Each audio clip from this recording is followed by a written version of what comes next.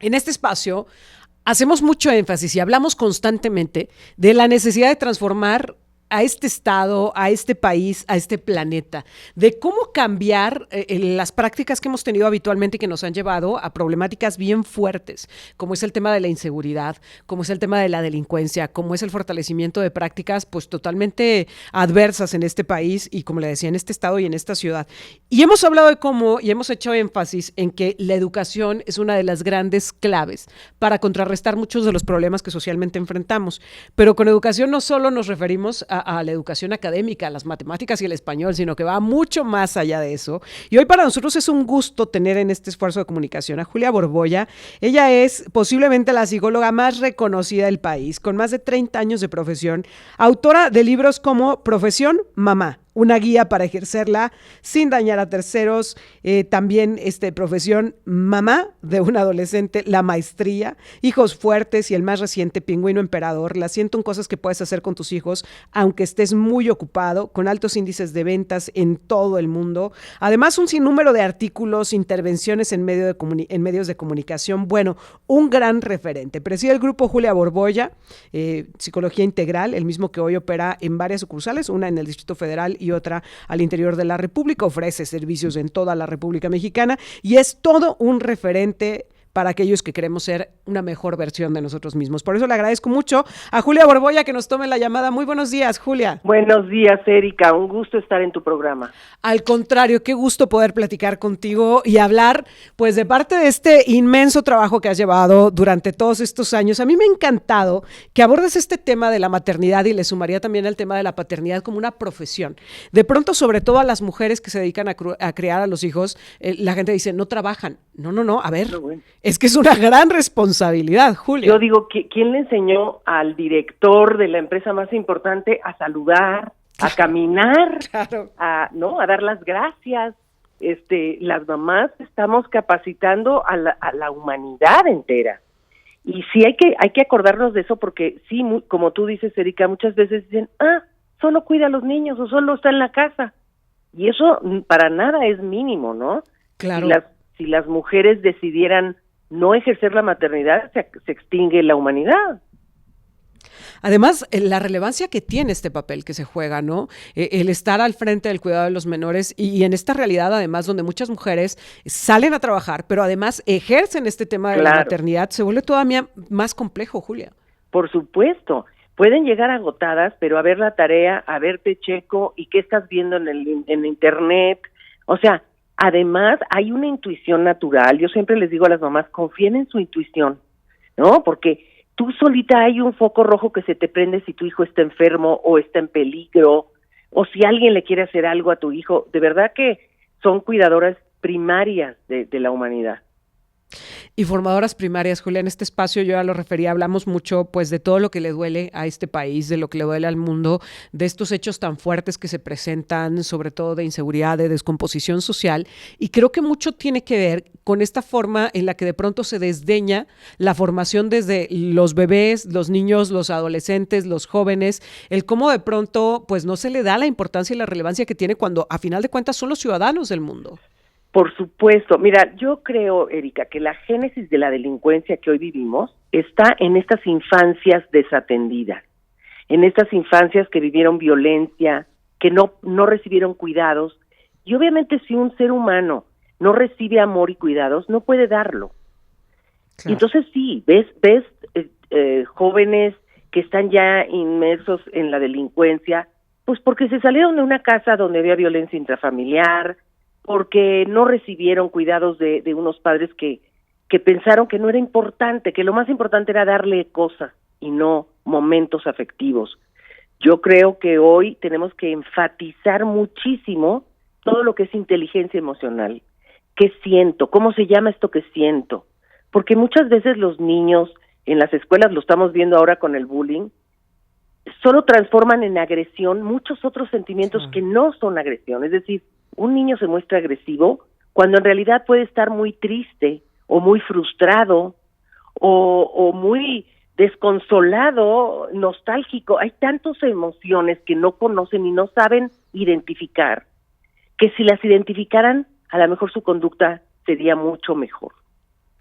Y me parece fundamental esta parte, ¿no? De pronto nos enfocamos mucho en la educación académica, en obtener título, en tener una preparación, una formación académica. Nos preocupan muchísimo, por supuesto, los estándares educativos que existen en México, los resultados tan bajos que tenemos en Sí. matemáticas, en comprensión lectora, pero ¿qué hay de la educación emocional? ¿Cómo manejamos esas emociones? Y lo vemos incluso en este espacio, nos gusta analizar mucho este tema, en los perfiles de quienes están gobernando a este planeta, ¿no? A quienes están al frente de los diferentes gobiernos del mundo, y ahí te das cuenta de cómo en muchos casos ha faltado justamente esta parte de identificar los sentimientos y de saber canalizarlos y saber manejarlos, saber cuántas veces el político responde por hígado y, como tú lo decías, algo que puede ser un tema de frustración, se responde con ira y con enojo, y cómo se alimenta la ira y el enojo de manera global. Por supuesto, porque además la ira va asociada a fortaleza, sobre todo para los varones. Si te fijas, un varón no está triste, ¿no? Yo cuando le pregunto a los niños en el consultorio, ¿qué pone triste a un papá? No, los papás no se ponen tristes, porque ocultamos, ¿no? Claro. Y entonces, no, pues claro que se ponen tristes. Inclusive te digo, muy gracioso, pero dice, fíjate, se le murió su mamá y no ha llorado. Claro, el niño espera una reacción natural de tristeza de un padre, porque ese es su modelo de identificación. Y el padre cree que si el niño lo ve llorar, ya se va a caer el ídolo, ¿no? O lo va a ver mal, o le da un mal ejemplo. Y es todo lo contrario. Los papás tenemos que dar ejemplo de conocer emociones, de vivirlas y de manejarlas adecuadamente. Julia, ¿cuáles son las consecuencias de no tener una formación adecuada en inteligencia emocional? Obviamente pueden ser patologías psicológicas, pero sobre todo es que sufren y hacen sufrir a los demás. Esa es la clave. O sea, si una persona sufre y hace sufrir a los demás, tiene que recibir ayuda, tiene que identificar qué es lo que le pasa para encontrarle un sentido a la vida, para ser generoso. En fin, como tú dices, puede ser un buenazo en matemáticas, tener doctorados, pero si no sabe llevarse con los demás socialmente, si no sabe leer a los demás y saber tratarlos, pues no va a llegar a nada, no va a conseguir, ¿no? Una empresa, un negocio, un buen puesto. Es fundamental la inteligencia emocional y los papás la damos, pero muchas veces no nos estamos dando cuenta, ¿no? O sea, los padres de familia tenemos muchísimo poder sobre nuestros hijos y últimamente estamos dudando de ese poder. Pensamos que los medios tienen más poder, pensamos que las circunstancias tienen más poder. Por ejemplo, te pongo el ejemplo de la muerte de la mascota, ¿no? Sí. Se muere el conejo del niño y la mamá sale corriendo a buscar otro conejo igual, para que el niño no sufra la pérdida, sin saber que ese es un entrenamiento para la muerte de una mascota, es un entrenamiento para la muerte de muchos seres humanos que va a vivir ese niño, claro. ¿Sí? Y que tiene que entrenarse. Ahora sí que tenemos que entrenarnos en el sufrimiento y en todos estos sentimientos y no evadirlos.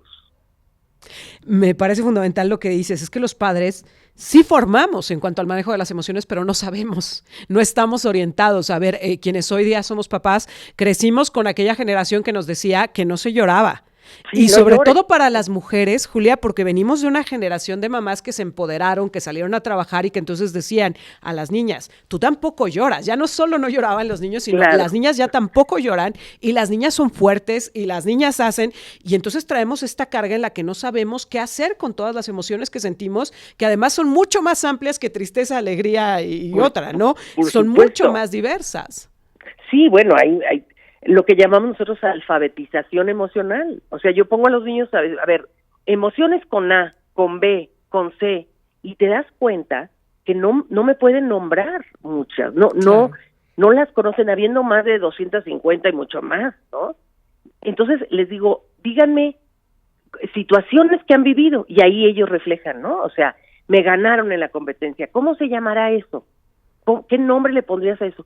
No sé. Eso se llama frustración. Que un niño sepa lo que son celos. Mira, un niño me dijo, me cae muy bien mi nueva hermanita, solo que se consiga sus propios papás. Así tal cual me lo dijo, ¿no? Claro. Entonces le dije, eso que tú sientes es normal y se llaman celos. Cuando llegó con su mamá, le dijo, mamá, siento celos de mi hermanita. Y la reacción de la mamá fue maravillosa, porque lo abrazó, porque lo comprendió. Y el niño, en vez de pegarle a la hermanita o en vez de hacer berrinche, fue y verbalizó la emoción. Esa es la gran diferencia, ¿no? Y sobre todo los papás tenemos que aprender a validar el sentimiento, aunque no validemos la acción. Es decir, sí entiendo que estás enojado, pero nada más que las puertas en esta casa no se azotan. Claro. ¿No? O sea, sí leo tu emoción y la entiendo, porque las emociones no nos piden permiso para llegar, se meten en nosotros. Y lo estoy captando perfecto. Lo que no estoy de acuerdo es en tu conducta. Claro. Son dos cosas distintas. Claro, ¿no? Esta parte de reconozco que estás enojado, pero no puedes pegar, ¿no? No Claro. puedes lastimar a otros por algo que Claro. tú sientes. Claro. Y cuando los hijos se sienten reconocidos en sus sentimientos, bajan la agresión, se sienten escuchados, y hay una gran diferencia entre mi mamá me entiende, aunque no me dio el permiso, pero me entendió. Sí, Y claro. creo que ahí está un poco la base de empezar a madurar emocionalmente. Los papás tenemos que madurar emocionalmente porque, como tú dices, nadie nos enseñó. Al contrario, ¿no? Calladita, tú calladita, sonriente. Sí, O sea, o al contrario, dale beso a tu tío, saluda, dale beso, y tú dices, no, a ver, espérame, no sabemos si el tío tiene buenas costumbres. Tampoco claro. podemos obligar a ser cariñosos a los niños fingidamente, o pide una disculpa y el niño no la siente. Entonces tenemos que trabajar más en la reflexión, en la empatía. ¿Cómo crees que sintieron cuando tú hiciste eso? Antes de exigirle que pide una disculpa que no siente. Ahora, hay en estas nuevas generaciones que además tienen el acceso abierto a las tecnologías, Julia, un reto adicional, porque entonces los sentimientos se expresan por imágenes y no forzosamente de manera presencial, sino a ver, niños que hoy de manera presencial no son capaces de expresar ningún sentimiento, pero que lo hacen a través de las redes sociales, a través de los mensajes, etcétera, y que lo hacen con imágenes ya establecidas, ¿no? Y a veces muy fuertes, Sí. ¿no? La burla ya también es que hago un meme o hago un emoji de ti, y eso me parece una agresión fuertísima. Porque además atrás del WhatsApp tú puedes decir muchas cosas, Claro. ¿no? Pero Y parece que frente está no es lo desvinculado mismo. de la persona, o sea, lo que transmiten las redes sociales parece que está desvinculado del individuo. Y los niños tienen que saber que como tú te comportas en las redes, estás dando una carta de presentación de ti, y no puede ser una persona en las redes y otra persona en presencial. Claro. Tienes que guardar las mismas reglas de urbanidad que guardamos en la sociedad. Eso es muy importante, muy, muy importante. Además, cuestionar las fuentes. Erika, muchos niños creen a pies juntillas todo lo que leen en las redes. Claro. Y hay que ayudarlos a que tengan criterio de cuestionamiento. ¿Será verdad? ¿Quién lo dice? ¿Qué estudios tiene esta persona? Porque además, bueno, si mi modelo de identificación es Peso Pluma, estoy amolada, ¿no? Sí, ¿Quiénes claro. son las figuras de autoridad o las figuras de identificación de nuestros hijos hoy en día? Gente que canta vulgaridades o sea, las canciones estas del reggaetón son vulgaridades que los niños repiten inclusive sin saber lo que dicen. Y los papás tenemos que poner un alto ahí y tomar nuestro papel de líderes. Es muy importante no tener miedo. Pero mira, justo ayer Julia tenía contacto con una de estas historias donde se cometen delitos cibernéticos en contra de una menor, y la mamá decía, como parte de su testimonio, es que yo sé que mi hija de 11 años no tenía por qué tener un teléfono celular, pero cuando se lo negué, se enojó muchísimo. Cada vez que se lo castigo se frustra muchísimo, y entonces como no quiere lidiar con la emoción de su hija, Claro. pues prefiere dejárselo, ¿no? Y me pareció gravísimo, Julia, porque nos lleva a lo mismo. No sabemos qué hacer con nuestras emociones y no sabemos qué hacer con las de los demás. Para la gente que nos está escuchando y que quiere conocer más de esta inteligencia emocional, que yo creo que tendría que ser una materia básica ya en la formación de todos niños y todos jóvenes, ¿cómo tendríamos que hacer, incluso los adultos que no estamos preparados, qué tenemos que hacer para acercarnos? Porque sabemos que vienes a San Luis Potosí.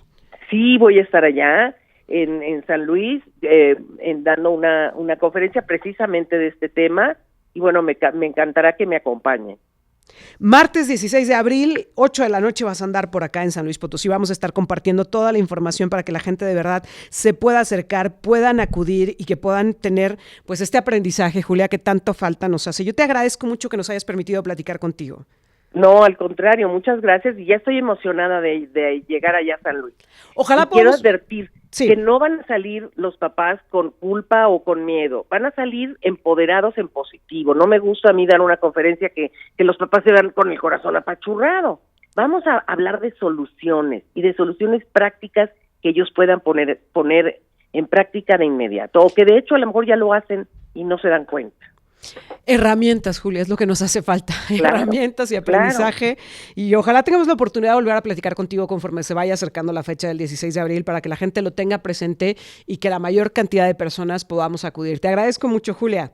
Al contrario, Erika, gracias. Muy buenos días, la psicóloga Julia Borboya platicando con nosotros. ¿Qué es y qué abarca la inteligencia emocional? Es la conferencia que viene a dar a San Luis Potosí, martes 16 de abril, 8 de la noche, en el Centro Cultural Universitario Bicentenario. Los boletos están en Superboletos, en Innova Sport y en las farmacias del ahorro, para que la gente los pueda adquirir y, por supuesto, puedan acudir a esta conferencia que yo lo digo, es una materia que deberíamos de tener. A ver, ¿cuántos conflictos laborales? ¿Cuántos problemas de pareja?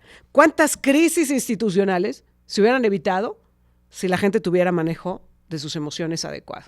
Bueno, pues lo dejo sobre la mesa y va a ser un tema bien importante que de verdad ojalá podamos asistir a esta conferencia y que de verdad podamos aprender. Altavox. Somos tu voz.